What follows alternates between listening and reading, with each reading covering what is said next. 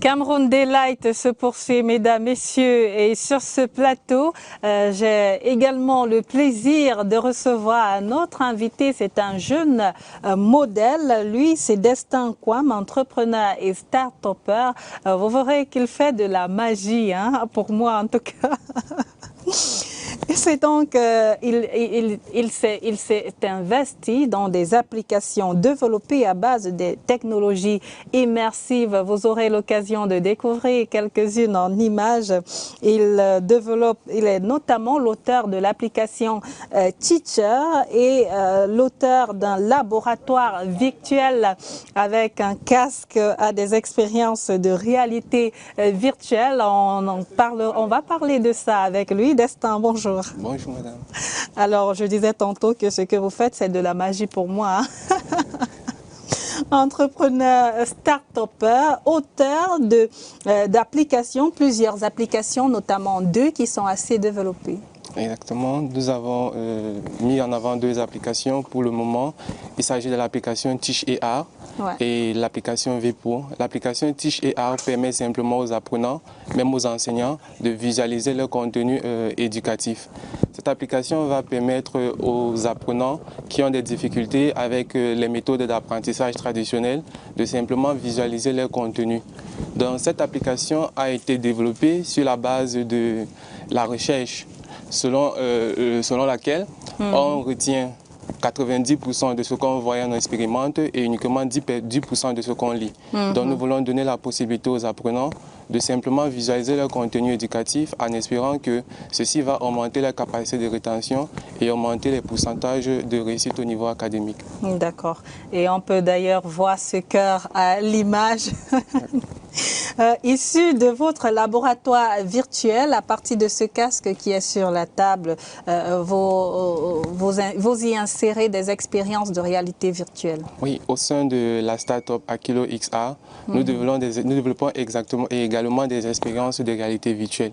Donc, il s'agit de modélisations 3D qui sont observables au travers d'un casque. Et ainsi, nous avons pensé aider le domaine de la santé en développant un laboratoire d'apprentissage chirurgical virtuel. Donc, dans cet espace, les apprenants, soit des étudiants en médecine ou même des curieux, pourront déjà apprendre l'anatomie humaine, pourront apprendre à opérer sur des patients en 3D et nous projetons de mettre également une femme enceinte pour pouvoir apprendre à ces personnes-là comment délivrer, comment apprendre à faire un accouchement ou une césarienne. Tout ceci dans un environnement à risque limité puisque tout est virtuel. Donc même s'ils ratent, ils pouvaient reprendre autant de fois que possible jusqu'à ce qu'ils maîtrisent le geste ou ils comprennent la pratique. Voilà. Donc c'est destiné à des apprenants si je comprends bien. Même à des professionnels. Oui, les professionnels peuvent également s'immerger dans cet environnement pour transmettre leurs connaissances à des apprenants. Vu que nous supposons que ça ne sera pas facile de le faire dans un hôpital sur un patient en temps réel, donc on leur donne la possibilité de le faire sur un humain en 3D qui est exactement composé comme un humain et qui va réagir comme un humain réagirait. Ces applications sont disponibles? Pour le moment, nous sommes encore dans des versions bêta. Donc, ce que nous faisons, nous le donnons à des particuliers, ceux qui acceptent de nous donner des retours. Donc, on vous envoie l'application, vous utilisez, vous testez, et après, vous nous faites un retour sur l'application. Et des retours qui vous ont fait jusqu'ici? Oui, par exemple, sur l'application Teacher, nous avons commencé avec des modules purement scientifiques. Et un retour qu'on a reçu, par exemple, c'est de développer pour des matières littéraires et l'économie. Parce que vous savez, dans la session anglophone, ils ont ce qui est economics. Donc, on a un professeur qui s'est proposé de nous aider à développer des modèles pour ce contenu, pour cette rubrique. D'accord. Dites-nous, comment comment on fait pour développer une application? On va dire que nous sommes d'abord des passionnés. Et la technologie étant nouvelle, nous nous sommes beaucoup documentés et nous avons découvert qu'il y avait déjà un potentiel derrière pour pouvoir résoudre les problèmes que nous avons au Cameroun et puis principalement les jeunes. Voilà pourquoi nous avons attaqué le secteur de l'éducation afin de permettre aux jeunes que nous sommes de vraiment exceller dans l'éducation. Donc on veut vraiment avoir leur donner l'opportunité d'avoir une éducation de qualité. Ouais. Oui, et on pense que cette technologie va permettre de réaliser cela. Bon, maintenant il y a des compétences qu'il faut développer. Oui, il y a des langages de programmation qu'il faut apprendre et puis il y a aussi l'idée de ce qu'on veut développer. Est-ce que ça résout réellement un problème? C'est ce que nous essayons de faire actuellement avec les différentes applications que nous développons. Alors, vous particulièrement, hein, d'où vous êtes venu l'idée? C'est vrai qu'au Cameroun, les jeunes s'y mettent de plus en plus au NTIC, ce qui n'était pas le cas, mais vous êtes dans ce domaine-là depuis plusieurs années déjà. Bon, il faut déjà dire que j'ai un parcours académique non-tech. Oui, c'est à partir des amis que j'ai embrassé la technologie. Votre parcours, c'est lequel? J'ai un master en biochimie. Oui. Oui. Ah ça? Ouais. C'est dit que moi aussi qui ai fait littérature, je peux m'y mettre? Oui, c'est vraiment ouvert. Quand il veut juste apprendre, avoir la patience de se mettre et d'apprendre, de se former. Oui.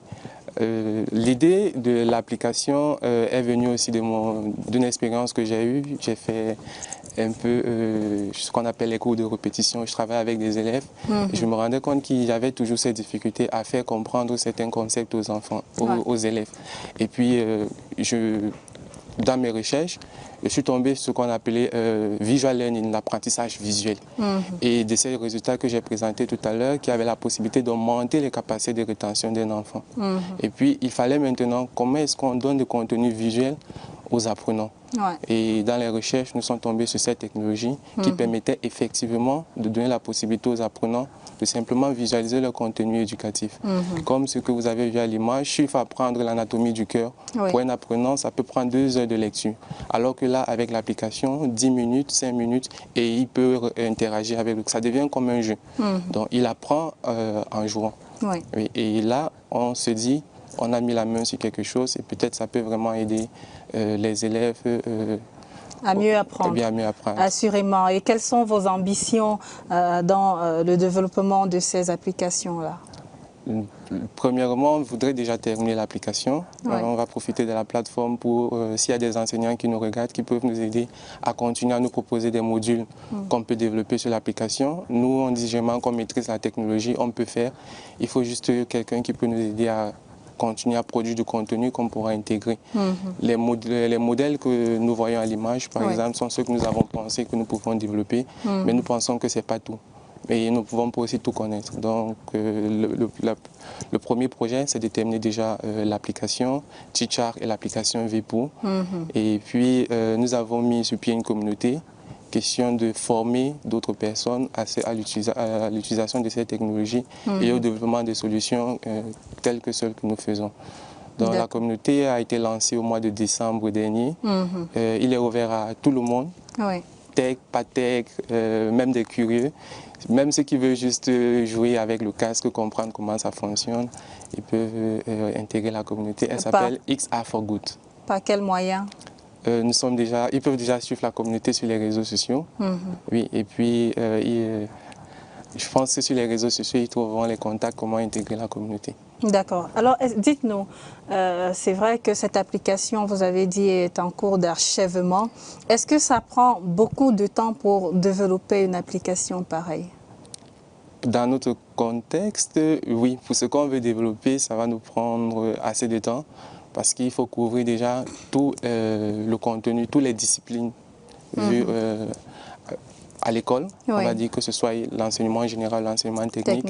Et il faut développer des modules pour chaque chapitre. Oui, c'est notre ambition, c'est de permettre vraiment à l'apprenant qu'un chapitre du programme scolaire, que ce soit de la classe de 6e, ne manque pas sur l'application. Donc l'application également va couvrir comme toutes les classes. La version sur laquelle nous travaillons, c'est pour le secondaire. Et plus tard, nous allons aller vers le primaire. On va faire une application conjointe pour le primaire et la maternelle. Et vous comptez achever l'application Teachar quand? Selon nos projections, on veut mettre cette application sur le marché à la rentrée scolaire prochaine. D'accord. Donc nous avons pratiquement 6 mois, c'est à 7 mois pour terminer l'application. Destin Kwam, entrepreneur et start-up, merci d'être passé sur le plateau de Cameroun Delight. Merci. Bonne fête de la jeunesse. Merci, meilleur à vous. Merci, mesdames, messieurs. Merci d'avoir regardé Cameroun Daylight, édition de ce vendredi 9 février 2024. C'était donc un plaisir d'être en votre compagnie. Bonne fête à tous les jeunes du Cameroun qui s'apprêtent à célébrer avec faste et solennité la fête de la jeunesse dimanche 11 février prochain. Merci de nous avoir regardés. C'était une équipe conduite de l'autre côté du studio par l'ensemble. Il y avait plusieurs personnes, on ne va pas les citer ce matin. Merci en tout cas à vous tous, équipe technique et rédactionnelle. Fin de cette édition. Rendez-vous demain à 5h55. Je serai en votre compagnie. D'ici là, restez en compagnie des programmes de CRTV News. À suivre le journal de 9h sur CRTV News.